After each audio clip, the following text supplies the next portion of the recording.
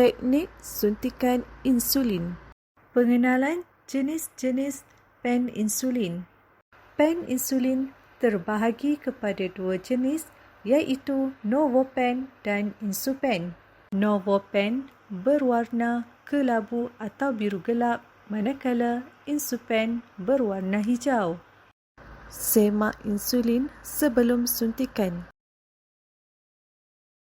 Mula-mula, sediakan insulin, insulin pen dan jarum. Pastikan guna insulin cartridge yang sepadan dengan pen yang betul.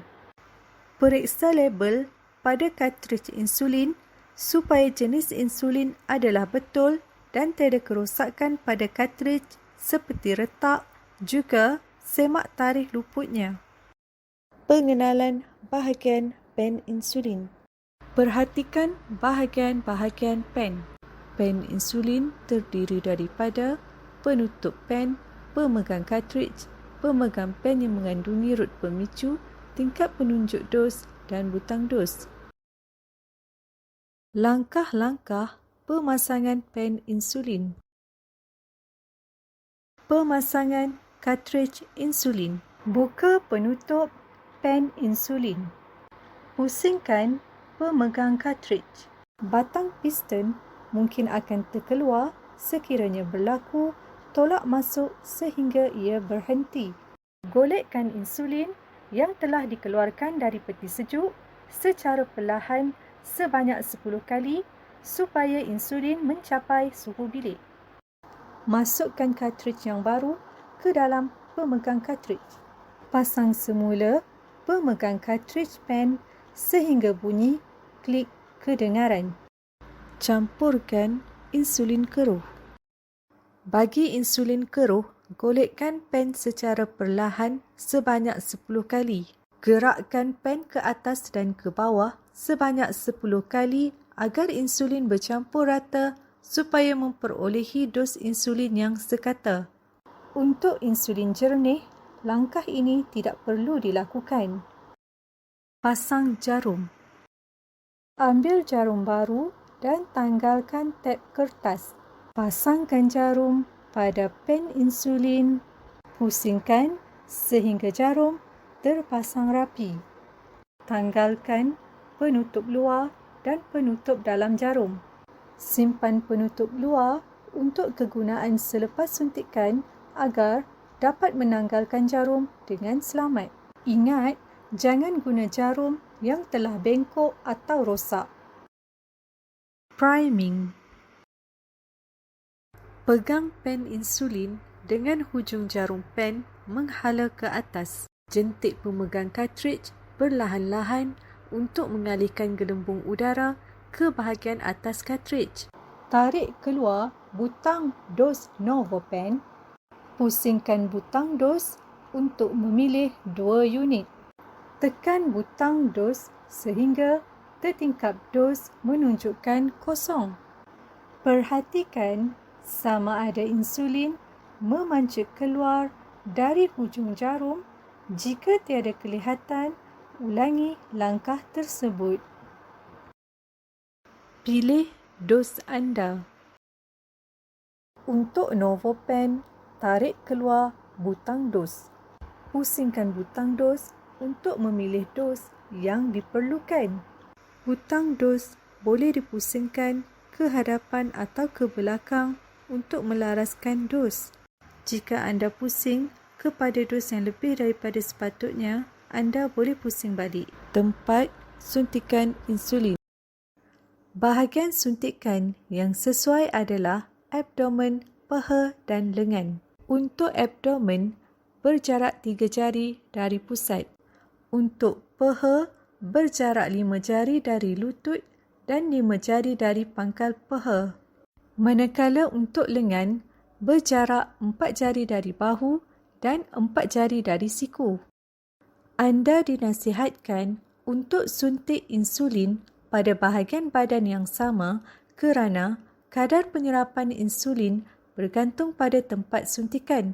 Contohnya, jika suntik pada bahagian abdomen, hendaklah berpusing sekitar bahagian abdomen sahaja supaya penyerapan lebih sekata.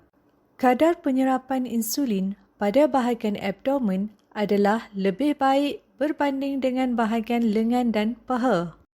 Selepas memilih dos yang diperlukan dan tempat suntikan yang sesuai seperti abdomen, anda perlu bahagikan tempat suntikan kepada 4 bahagian. Seterusnya, pilih bahagian mengikut minggu dengan menjarakkan 2 jari dari tempat suntikan sebelumnya bagi mengelak kawasan tersebut menjadi keras.